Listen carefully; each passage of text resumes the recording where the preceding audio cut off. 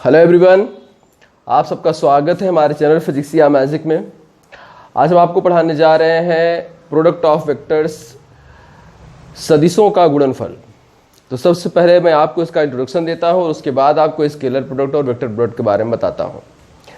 अब देखिए, जैसे जब हम स्केलर प्रोडक्ट और वेक्टर प्रोडक्ट पढ़ते हैं तो हमारे मन में एक बात आती है कि ऐसा क्या रीज़न है जिसकी वजह से स्केलर प्रोडक्ट को डॉट से या वेक्टर प्रोडक्ट को क्रॉस से दिखाते हैं। तो शुरुआत करता हूं मैं। जैसे देखिए कि बहुत सारी वेक्टर क्वांटिटीज़ हैं, उनका जब प्रोडक्ट होता है तो जो उनका रिजल्ट आता है तो कभी स्केलर आता है और कभी वेक्टर आता है। तो वेक्टर क्वांटिटीज़ हैं दोनों, दो वेक्टर क्वांटिटीज़ का प्रोडक्ट कभी स्केलर आ रहा है और कभी वेक्टर आ रहा है।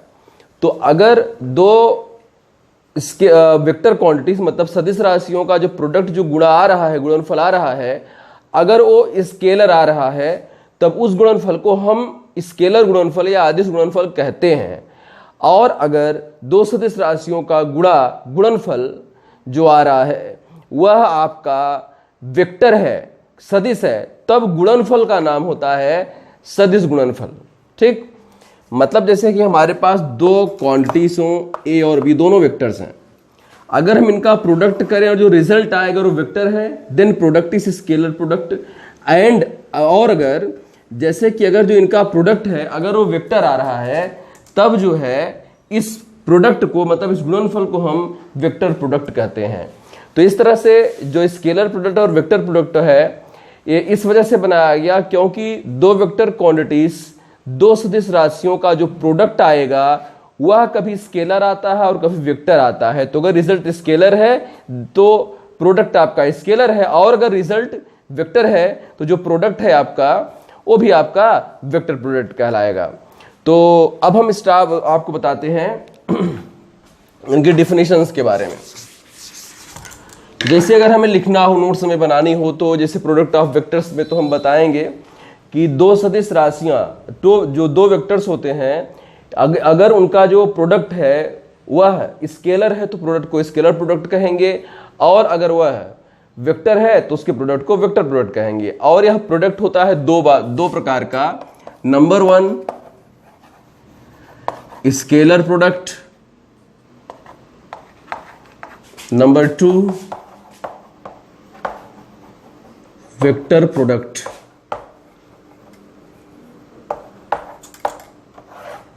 Scalar product and vector product, वही मैंने बताया। अब देखिए, अब इनको सिंबल देने थे हमें, तो जैसे जिन्होंने इसे बनाया, इसको डिफाइन किया, उन्होंने जैसे हमारे पास एक एग्जांपल में थोड़ा सा आपको क्लियर कर दूं। जैसे वर्क होता है, उसको थोड़ा सा आता हूं मैं, फिर वहीं पे वर्क है। जैसे फोर्स और डिस्प्लेसमेंट है, दोनों वेक्टर क्वांटिटीज हैं, लेकिन इनका जो प्रोडक्ट है वो स्केलर आता है क्योंकि वर्क जो है एक स्केलर क्वांटिटी है।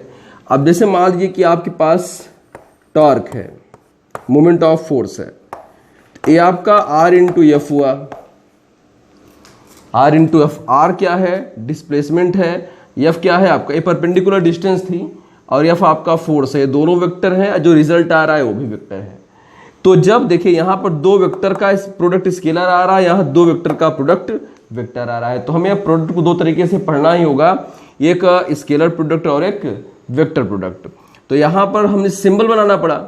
तो जैसे हमने स्केलर प्रोडक्ट को डॉट से रिप्रेजेंट करना चालू कर दिया, और जो वेक्टर प्रोडक्ट है उसको लिए हमने क्रॉस का यूज किया। आप देखिए जिन्होंने बनाया, अगर उन्होंने स्केलर वाले में क्रॉस यूज किया होता और वेक्टर वाले में डॉट यूज किया होता तो हमको वही पढ़ना पड़ता। अब हम अपने से तो चेंज कर नहीं सकते, जो सिंबल्स है भाई, सिंबल ऐसे तो चेंज होते नहीं है। अब देखिए, तो इस तरह से मैंने आपको बताया कि प्रोडक्ट इसी वजह से दो तरीके से होते हैं, स्केलर प्रोडक्ट और वेक्टर प्रोडक्ट। अब मैं आ जाता हूं दोबारा इनकी डिफिनेशन समझाने में आपको। अब जैसे कि हमारे पास अगर दो वेक्टर्स हैं, ठीक, हमारे पास दो वेक्टर्स हैं ए और बी, और जो हमारे वेक्टर्स ए और बी हैं, जैसे यह वेक्टर आपका यह है ए है और यह वेक्टर आपका बी है, और इन दोनों के बीच का जो एंगल है दैट इज थीटा।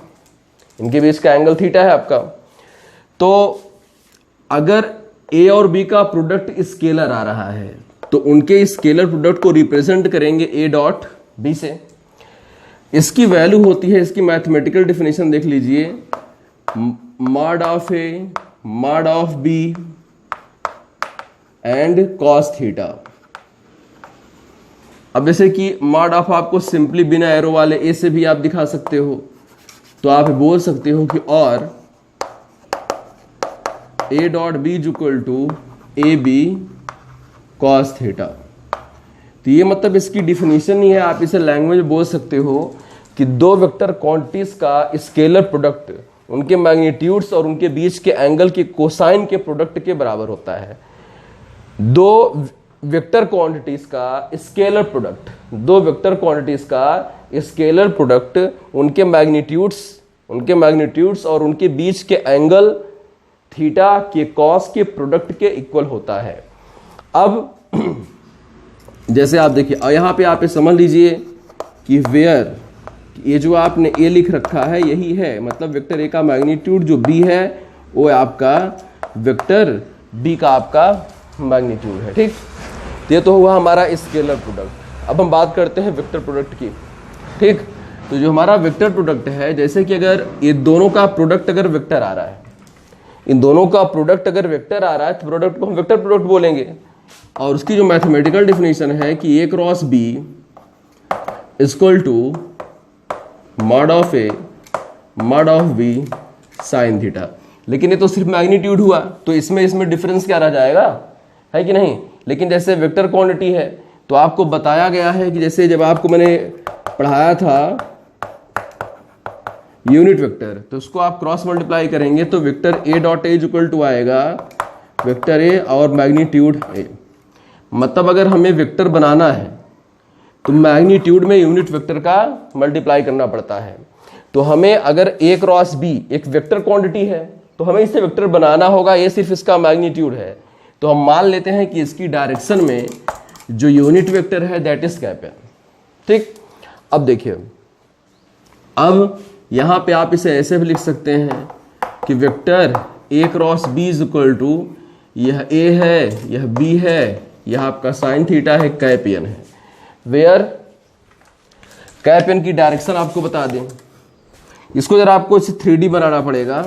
एक्चुअली जो कैप एन है ए क्रॉस बी की डायरेक्शन में यूनिट वेक्टर है, वेयर ये cap N is unit vector along